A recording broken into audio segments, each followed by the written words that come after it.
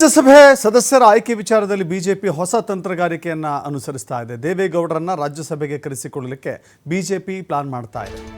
ದೇವೇಗೌಡರ ಚುನಾವಣಾ ರಾಜಕೀಯ ಭವಿಷ್ಯಕ್ಕೆ ಮತ್ತು ಪುನಶ್ಚೇತನದ ಕಾರಣಕ್ಕಾಗಿ ಈ ಒಂದು ನಿರ್ಧಾರ ಅಂತ ಹೇಳಿ ದೇವೇಗೌಡರು ಈ ಬಾರಿ ಅವಕಾಶ ಸಿಗದೆ ಹೋದರೆ ರಾಜಕೀಯದಿಂದ ಅಥವಾ ಚುನಾವಣಾ ರಾಜಕೀಯದಿಂದ ನಿವೃತ್ತಿ ಅಂತ ಹೇಳಿ ದೇವೇಗೌಡರು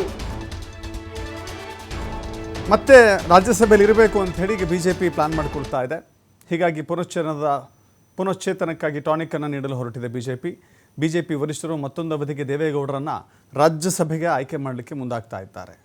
ಎಚ್ ಡಿ ದೇವೇಗೌಡ ಅವರನ್ನು ಆಯ್ಕೆ ಮಾಡಲಿಕ್ಕೆ ಮೋದಿ ಮತ್ತು ಅಮಿತ್ ಶಾ ಪ್ಲಾನನ್ನು ಮಾಡಿಕೊಂಡಿದ್ದಾರಂತೆ.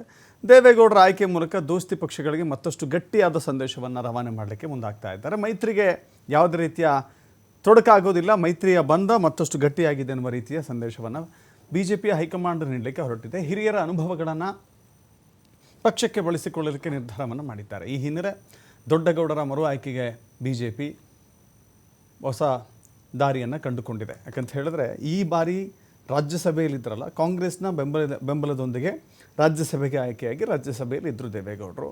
ಈಗ ಮೈತ್ರಿ ಆಗಿದೆ ಬಿಜೆಪಿಯ ಜೊತೆ. ಹೀಗಾಗಿ ಬಿಜೆಪಿಯಿಂದಲೂ ಕೂಡ ಮತ್ತೊಂದು ಅವಕಾಶವನ್ನು ದೇವೇಗೌಡರಿಗೆ ಸಿಗುವಂಥ ಸಾಧ್ಯತೆಗಳಿದ್ದಾವೆ. ಈ ಬಗ್ಗೆ ಬಿಜೆಪಿ ಹೈಕಮಾಂಡ್ ಖುದ್ದು ಆಯ್ಕೆಯನ್ನು ಮಾಡಲಿಕ್ಕೆ ಮನಸ್ಸು ಮಾಡಿದೆ. ಮತ್ತಷ್ಟು ಮಾಹಿತಿ ನಮ್ಮ ಪ್ರತಿನಿಧಿ ರಾಕೇಶ್ ನೀಡ್ತಾರೆ. ರಾಕೇಶ್, ಈ ಹಿಂದೆ ಅಷ್ಟೇ ದೇವೇಗೌಡರು ಚುನಾವಣಾ ರಾಜಕೀಯದಿಂದ ನಿವೃತ್ತಿಯನ್ನು ಪಡೆದುಕೊಳ್ತಾರೆ ಅಂತ ಹೇಳಿ ಸುದ್ದಿ ಮಾಡಿದ್ವಿ, ತಾವು ಕೂಡ ಸುದ್ದಿ ಕೊಟ್ಟಿದ್ರಿ. ಈಗ ಬಿಜೆಪಿ ಅದಕ್ಕೆ ಬೇಡ, ಹಿರಿಯರ ಅನುಭವ, ಅವರ ಉಪಸ್ಥಿತಿ ಇರಬೇಕು ಅನ್ನುವ ಕಾರಣಕ್ಕಾಗಿ ರಾಜ್ಯಸಭೆಗೆ ಆಯ್ಕೆ ಮಾಡಿಕೊಳ್ತಾ ಇದ್ದಾರೆ ಅಂತ ಹೇಳಿ ಏನೆಲ್ಲ ಲೆಕ್ಕಾಚಾರಗಳಿದ್ದಾವೆ. ಯಾಕಂತ ಹೇಳಿದ್ರೆ ಆಗಾಗ ರಾಜ್ಯದಲ್ಲಿ ಚುನಾವಣೆಯ ಸಂದರ್ಭದಲ್ಲಿ ಮೈತ್ರಿಗೆ ಬಿರುಕು ಬಂತು ಅಥವಾ ಅಸಮಾಧಾನಗಳಿದ್ದಾವೆ ಅಂತ ಅಲ್ಲಲ್ಲಿ ಕಂಡು ಬರ್ತಾ ಇರುತ್ತೆ. ಮತ್ತು ಮೈತ್ರಿ ಗಟ್ಟಿಯಾಗುವಂಥ ಸನ್ನಿವೇಶಕ್ಕೆ ಇದೊಂದು ಭದ್ರ ಬುನಾದಿ ಆಗ್ಬೋದಾ ಅಂತ? ಹೌದು ದಶರಥ್, ತಾವು ಹೇಳಿದ ಹಾಗೆ ದೇವೇಗೌಡರ ಅನುಭವ ಮಾರ್ಗದರ್ಶನವನ್ನ ಬಿಜೆಪಿ ಪಡೆದುಕೊಳ್ಳುವುದಕ್ಕೆ ಸಿದ್ಧತೆಯನ್ನ ಮಾಡ್ಕೊಳ್ತಿದೆ. ಅದರ ಭಾಗವಾಗಿ ಜೂನ್ ಅಂತ್ಯದ ವೇಳೆಗೆ ರಾಜ್ಯಸಭಾ ಸದಸ್ಯತ್ವದಿಂದ ನಿವೃತ್ತಿ ಹೊಂದಲಿರುವ ದೇವೇಗೌಡರನ್ನ ಮರು ಆಯ್ಕೆ ಮಾಡುವಂತಹ ನಿರ್ಧಾರವನ್ನ ಬಿಜೆಪಿ ನಾಯಕರು ಮಾಡಿಕೊಂಡಿದ್ದಾರೆ ಅನ್ನುವಂತಹ ಮಾಹಿತಿಗಳು ಸಿಕ್ಕಿದೆ. ಇನ್ನೇನು ದೇವೇಗೌಡರ ಚುನಾವಣಾ ರಾಜಕೀಯದ ಅವಧಿ ಅಂತ್ಯವಾಗ್ತಾ ಬರ್ತಾ ಇದೆ. ಅವರು ಸಕ್ರಿಯ ರಾಜಕಾರಣದಿಂದ ದೂರ ಸರಿಬಹುದು, ಕೇವಲ ಮಾರ್ಗದರ್ಶಕರಾಗಿ ಅವರ ಮುಂದಿನ ರಾಜಕೀಯ ಜೀವನ ಉಳಿತದೆ ಅನ್ನುವಂತ ಮಾತು ಚಾಲ್ತಿಯಲ್ಲಿರುವ ಸಂದರ್ಭದಲ್ಲಿ ದೇವೇಗೌಡರ ಮರು ಆಯ್ಕೆಯ ವಿಚಾರ ಒಂದಷ್ಟು ಮಂದಿಗೆ ಮೂಗಿನ ಮೇಲೆ ಬೆಳೆದಿರುವಂತಹ ಸನ್ನಿವೇಶವನ್ನು ನಿರ್ಮಾಣ ಮಾಡಿದೆ.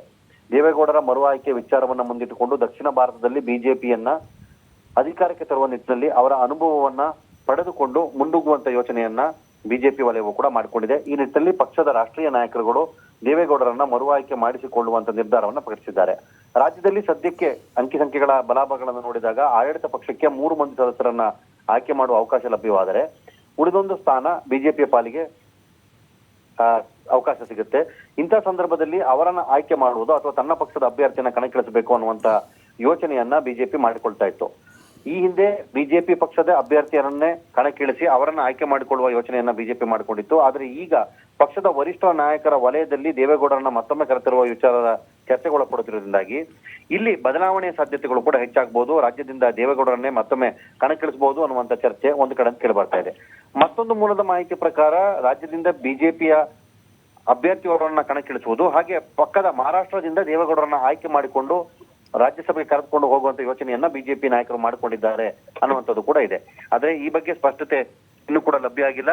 ಆದ್ರೆ ಅದಕ್ಕೆ ಸಂಬಂಧಪಟ್ಟ ಹಾಗೆ ಚರ್ಚೆಗಳು ಕೂಡ ನಡೀತಾ ಇದೆ.